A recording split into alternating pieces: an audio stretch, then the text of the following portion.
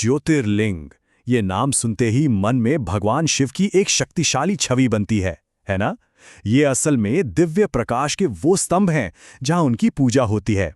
शिव पुराण में इनकी उत्पत्ति की कई कमाल की कथाएं हैं। तो आज हम इनमें से 3 बहुत ही खास ज्योतिर्लिंगों की कहानियों में उतरेंगे।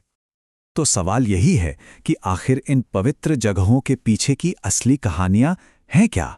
चलिए इन कहानियों के जरिए अहंकार, सच्ची भक्ति और बुराई पर अच्छाई की जीत की एक अनोखी यात्रा पर निकलते हैं। तो हमारी पहली कहानी वो हमें ले चलती है विंध्य पर्वत की ओर। यहां हम अहंकार और विनम्रता का एक बहुत जरूरी सबक सीखेंगे।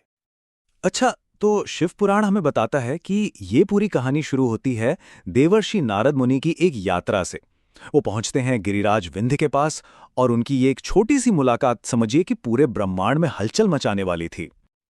अब इस कहानी में आप देखिए 2 बहुत ही दमदार किरदार हैं। एक तरफ तो है विशाल विंध्य पर्वत, जिसे अपनी ऊंचाई और महानता पर बड़ा घमंड है, और दूसरी तरफ है नारद मुनि, जिनकी बस एक बात से ही ये सारा किस्सा शुरू हो जाता है। तो देखिए, हुआ ये कि नारद मुनि ने बातों बातों में मेरू पर्वत की बहुत तारीफ कर दी, और बस यही बात विंध्य पर्वत को चुभ गई। उसे लगा कि अरे, मेरे पास सब कुछ है, तो फिर मेरू मुझसे बेहतर कैसे हुआ? इसी अहंकार और जलन में उसने फैसला किया कि वो भगवान शिव की तपस्या करके खुद को सबसे महान साबित करेगा। और बस अपनी बात साबित करने के लिए विंध्य पर्वत ने जो किया वो कमाल था।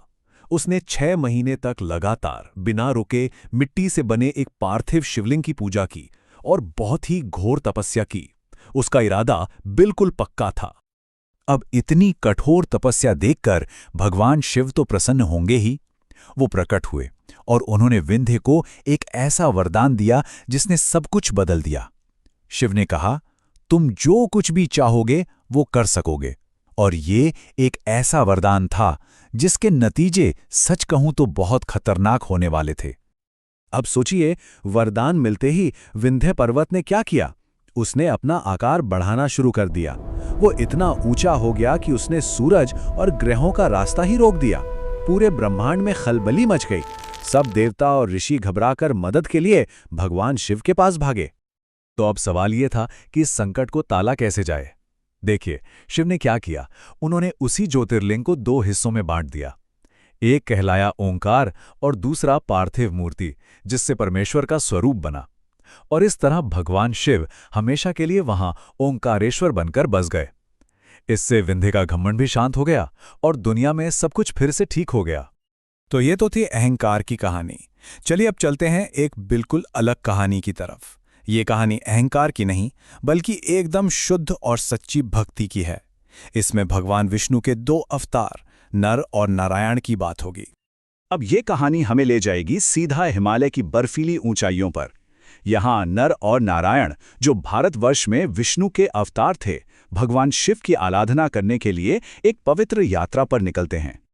उनकी भक्ति का तरीका भी देखिए, कितना सीधा और सच्चा था।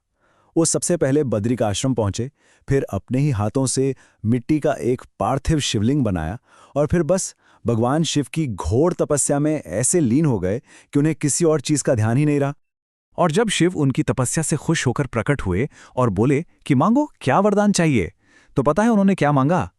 अपने लिए कुछ नहीं, बल्कि उन्होंने जो मांगा वो पूरी इंसानियत के लिए था। उन्होंने शिव से प्रार्थना की कि आप हमेशा हमेशा के लिए यहीं अपने असली रूप में बस जाइए, ताकि दुनिया भर के भक्त यहां आकर आपकी पूजा कर सकें। और यही तो है सच्ची भक्ति का फल। भगवान शिव उनकी इस निस्वार्थ भक्ति से इतने खुश हुए कि उन्होंने ये इच्छा पूरी कर दी और केदारेश्वर ज्योतिर्लिंग के रूप में हमेशा के लिए हिमालय के केदार तीर्थ में बस गए। और अब हमारी आखिरी कहानी। ये है अच्छाई और बुराई के बीच की एक जबरदस्त टक्कर। इसमें एक तरफ है एक बहुत ताकतवर राक्षस और दूसरी तरफ शिव का एक ऐसा भक्त जिसका विश्वास कोई नहीं डिगा सकता। तो कहानी का विलन है एक राक्षस जिसका नाम था भीम। और ये कोई मामूली राक्षस नहीं था, ये रावण के भाई कुंभकर्ण का वंशज था। जब उसे ये पता चला कि उसके पूर्वजों को भगवान विष्णु के एक अवतार ने मारा था, तो वो बदले की आग में जलने लगा।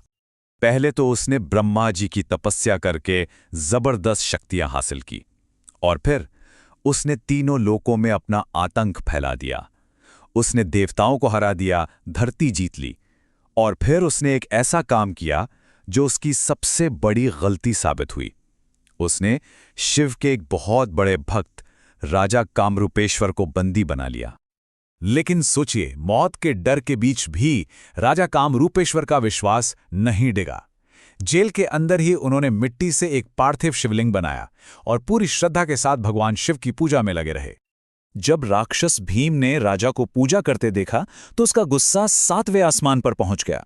उसने अपनी तलवार उठाई और जैसे ही वो शिवलिंग पर वार करने वाला था, वहीं उसी पल एक चमत्कार हुआ। खुद भगवान शिव उस लिंग में से प्रकट हो गए।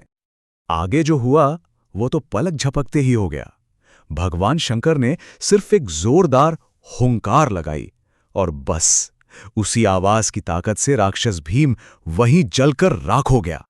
राक्षस तो खत्म हो गया, पर तब देवताओं ने शिवजी से एक प्रार्थना की कि वो हमेशा के लिए उसी जगह पर रहें।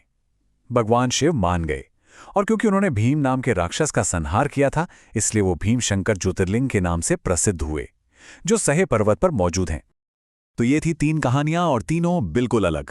ओंकारेश्वर की कहानी हमें सिखाती है कि अहंकार का क्या नतीजा होता है।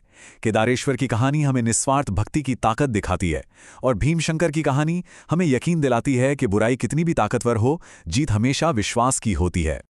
ये सिर्फ पौराणिक कहानियां नहीं है ना। अगर हम जरा रुककर सोचें तो ये हमें आज भी अहंकार के खतरों के बारे में, सच्ची भक्ति के फल के बारे में और विश्वास की असली ताकत के बारे में बहुत कुछ सिखाती हैं।